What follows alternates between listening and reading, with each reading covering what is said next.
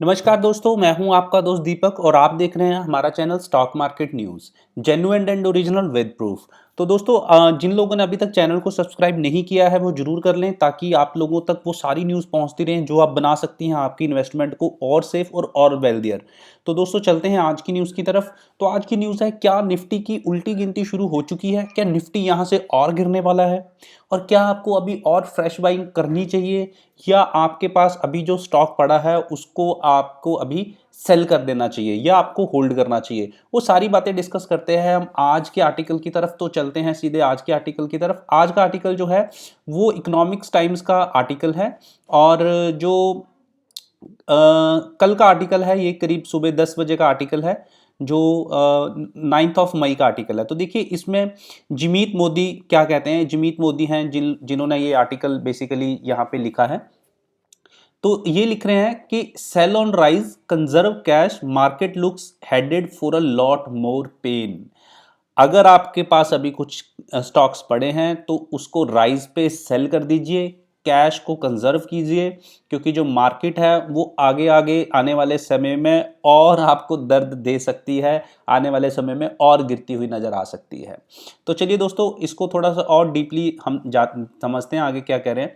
The domestic equity market started the week on a low note, but thereafter buying emerged at a low level. जब इस हफ्ते जब market open हुआ तो उसमें कुछ लो बना, वीकली लो बना काफ़ी, तो वहाँ पे जो बाइंग्स थी वो अच्छी खासी बाइंग होती हुई नजर आई। Indian indices are still mirroring the behaviour of global market and are unlikely to move on even as the daily counter on Covid casualties keep rising. तो जो इंडियन इंडाइसेस भी है वो भी ग्लोबल मार्केट से हटा नहीं है। आप देखेंगे जैसे जैसे डो जॉन ऊपर नीचे जा रहा है उसी तरह हमारी मार्केट भी उसी तरह बिहेव कर रही है। और इसके बावजूद भी जो देखिए आप, डेली जो कैजुअलिटीज हैं, डेली जो कोविड-19 के केस हैं, वो डेली डे बाय डे यहाँ पे बढ़ते हुए नजर आ रहे हैं। लेकिन वोलेटिलिटी जो है वो रिड्यूस हुई है सिग्निफिकेंटली, क्योंकि लगभग आप देखिए कि 50 पॉइंट्स जो है, 50% जो है वो इंडेक्स जो है वो नीचे आ चुका है। तो इससे क्या है कि वो लगभग लगभग जो है वो उसने जितना अपनी वोलेटिलिटी बनानी थी वो अभी तक बन चुकी है। अभी काफ़ी दिनों से आप देखेंगे पिछले वीक में तो कभी 0.53%, 0.73%, तो यहाँ से हल्का हल्का वो मूव ऑन जो है वो यहाँ पे कर रहा है। अब यहाँ पे देखिए आगे क्या कह रहे हैं। Being the most liquid, the secondary market of stock is about witness another attack from corporate houses and exchequers wanting money to strengthen their balance sheet. तो आप यहाँ देखेंगे जितनी बड़ी बड़ी कॉर्पोरेट्स हैं वो यहाँ पे लिक्विडिटी को, लिक्विड मनी को ज़्यादा प्रायोरिटी दे रहे हैं, और उन्होंने जहाँ जहाँ पे अभी अपने पैसा इन्वेस्ट कर रखा है वहाँ से वो पैसे को ऑफलोड कर रहे हैं, मीन्स वहाँ पे पैसे को वापस खींच रहे हैं ताकि वो इस कोविड-19 के समय में फाइट कर सकें और अपनी बैलेंस शीट को और वो स्ट्रांग बनाने की कोशिश में है। जैसा कि हमने देखा कि जीएसके ने ऑफलोड किया करीब 25,480 करोड़ रुपया, एचयूएल से उन्होंने अपना काफ़ी पैसा जो है वो ऑफलोड किया है। इसी तरह आप रिलायंस देखेंगे, रिलायंस प्लान कर रहा है जितने भी उसके 25,000 करोड़ कुछ मिनॉरिटी शेयर होल्डर्स हैं वहाँ से Reliance plans to suck away liquidity of approximately 25,000 crore from minority shareholders. तो जो उनके मिनॉरिटी शेयर होल्डर हैं वहां से वो करीब करीब 25,000 करोड़ रुपया जो है वो वापस लेने की फिराक में अभी है। और आप देखेंगे कि गवर्नमेंट ने भी अपनी जो यहाँ पे पैसा जनरेट किया है, उन्होंने अभी आईटीसी और एक्सिस बैंक के अंदर अपना स्टेक जो है वो सेल कर दिया है। एंड द गवर्नमेंट टू, सिर्फ अगर हम प्राइवेट फर्म्स की बात करेंगे वही नहीं, सिर्फ गवर्नमेंट, क्योंकि गवर्नमेंट भी यहाँ पे सफर होती हुई नजर आ रही है। गवर्नमेंट के पास भी फंडिंग की बहुत कमी है, क्योंकि देश चलाना है तो फंड्स तो चाहिए। तो government too might thinking of selling stake to tune 22,000 crore in a few listed companies. All these actions are likely to further impact liquidity and have a negative impact on the stock market। तो आप देखेंगे इससे liquidity पे काफ़ी फर्क पड़ेगा, और इस लिक्विडिटी होने की वजह से जो सेकेंडरी मार्केट है, जो हमारी स्टॉक मार्केट है, उसके अंदर एक नेगेटिव इंपैक्ट नजर आ सकता है। Valuation are unlikely to fall further immediately. जो मार्केट है वो एकदम से नीचे नहीं आएगी, but may happen slowly over the next 2-3 months. तो आने वाले 2-3 महीने में आपको मार्केट धीरे धीरे, ग्रेजुअली आपको धीरे धीरे जो है वो नीचे आती हुई नजर आ सकती है। तो दोस्तों अगर आपके पास अभी कुछ पैसा पड़ा है जो भी आपको इन्वेस्ट करना है, तो मैं यही कहूँगा उसकी इंस्टॉलमेंट्स बनाएं, उसको एकदम से इन्वेस्ट ना करें, धीरे धीरे इन्वेस्ट करें, क्योंकि मार्केट में अभी आपको बहुत वोलेटिलिटी नजर आएगी, धीरे धीरे मार्केट अपना रूप आपको दिखाती हुई नजर आएगी। As it is said, patience is the ultimate requirement. Patience is the ultimate requirement if one wants to succeed at just about anything. अगर आपको किसी भी चीज में सक्सीड होना है तो पेशेंस भैया सबसे जरूरी है, और इन्वेस्टिंग में भी आपको पेशेंस तो चाहिए ही है, राइट। उसके अलावा चलते हैं कि monthly GST collection has possibly come down 60 to 70% since the lockdown begin. तो जब से लॉकडाउन शुरू हुआ है 60 to 70% जो है वो जीएसटी में गिरावट आई है। गिरावट आनी है क्योंकि गुड्स एंड सर्विसेज टैक्स है, गुड्स बिक नहीं रही है, सर्विसेज कोई ले नहीं रहा है, तो टैक्स कौन आपको, टैक्स कहाँ से कलेक्ट कर लेंगे। तो मार्केट में जब एक्टिविटीज बंद हो गई हैं तो टैक्स कलेक्शन बंद हो गया। टैक्स कलेक्शन बंद होने की वजह से जो गवर्नमेंट के पास फंडिंग की है वो हैवी कमी, यहाँ पे बहुत बड़ी कटौती उनके जो खजाने हैं उसके अंदर हुई है। Both state and central governments are making all out efforts to shore up their own financial kitty to state through the pandemic stricken revenue crunch. अब गवर्नमेंट जो है अपनी तरफ से हर मुमकिन कोशिश कर रही है कि वो इस पैंडेमिक के अंदर अपने रेवेन्यू को जनरेट कर सके किसी ना किसी तरीके से। इसीलिए आप देखेंगे कि central government increased excise duty in various forms on petrol and diesel.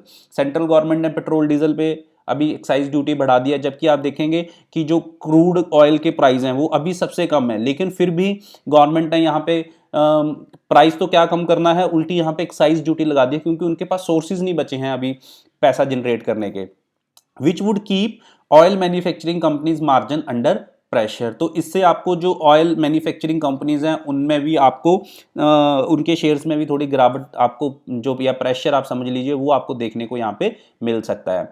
Various state governments to have relied on hiking tax on alcohol. तो अभी हमने पिछले हफ्ते देखा कि दिल्ली गवर्नमेंट ने या महाराष्ट्र गवर्नमेंट ने या हम लोग पंजाब या हिमाचल गवर्नमेंट की बात करें तो उन्होंने भी अल्कोहल के ऊपर टैक्स लगाया है 70% तक, ताकि वो अपने फाइनेंस को इंक्रीज कर सकें, increase their finances. Similarly moves are expected in near future.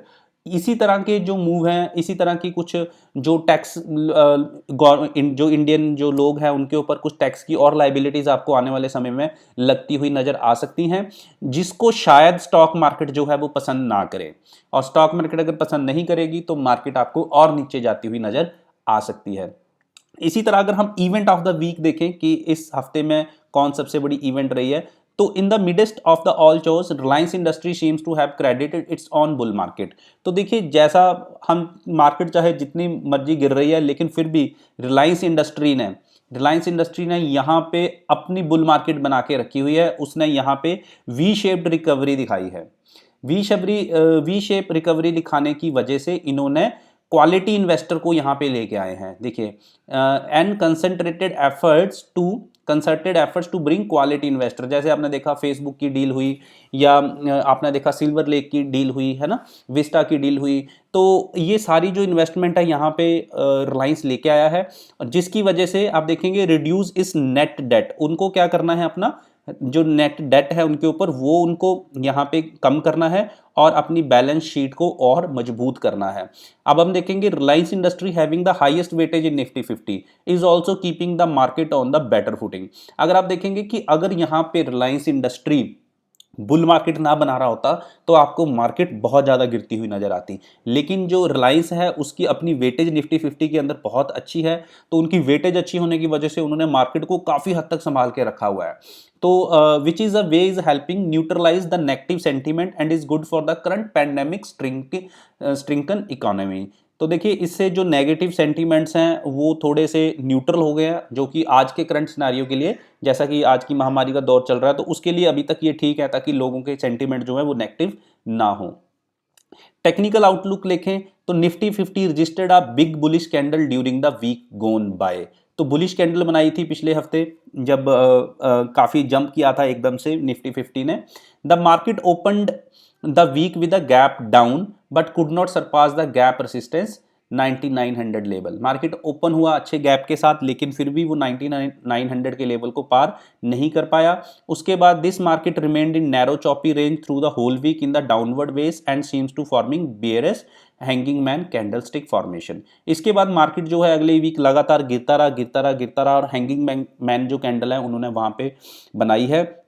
और जहां तक लग रहा है कि आने वाले समय में ये जो we maintain the bearish outlook of the index with crucial spot of 8900 on the down side. तो जहां तक लग रहा है कि आने वाले समय में ये आपको और आगे गिरता हुआ नजर आ सकता है।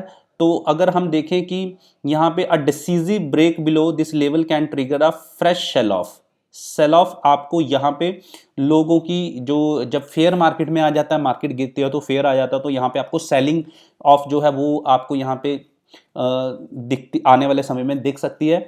तो यहाँ पे वो कह रहे हैं कि trader should maintain a sell on rise strategy. तो जो ट्रेडर्स हैं उनको यहाँ पे यही स्ट्रेटेजी बनानी चाहिए कि जैसे मार्केट राइज करती है वहाँ पे वो अपने स्टॉक्स को सेल कर दे और कैश अपने पास रखें, क्योंकि आज के इस दौर में cash is the king.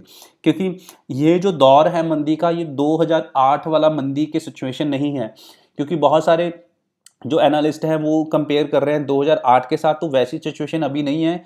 Situation कुछ और है। मार्केट डेफिनेटली गिर रही है, जैसे 2008 में गिरी थी उसी तरह धीरे धीरे गिर रही है, लेकिन हालात कुछ और हैं। एक्सपेक्टेशन फॉर द वीक, अगर आने वाले समय में देखें तो एक्सपेक्टेशन क्या है आने वाले वीक से, the domestic equity market seems to be going nowhere. आने वाले समय में डोमेस्टिक मार्केट तो भाई कहीं नहीं जा रही है, as the volatility substantially reducing and is also unlike to react corporate number significantly. However consumer behave and react after lifting the lockdown restriction will be the most important data.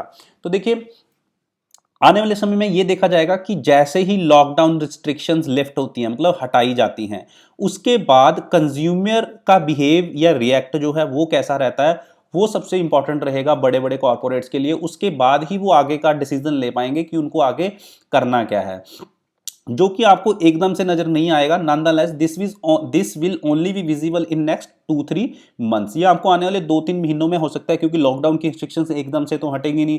तो एकदम से जो बड़े बड़े कॉर्पोरेट है वो अपना plan भी नहीं बना सकते हैं कि आने वाले समय में उनको कैसे मार्केट में फिर से अपनी पकड़ बनानी है। तो ये आने वाले 2-3 महीने में आपको पता लग जाएगा। Till that time the market may not be in the mood to move substantially either way.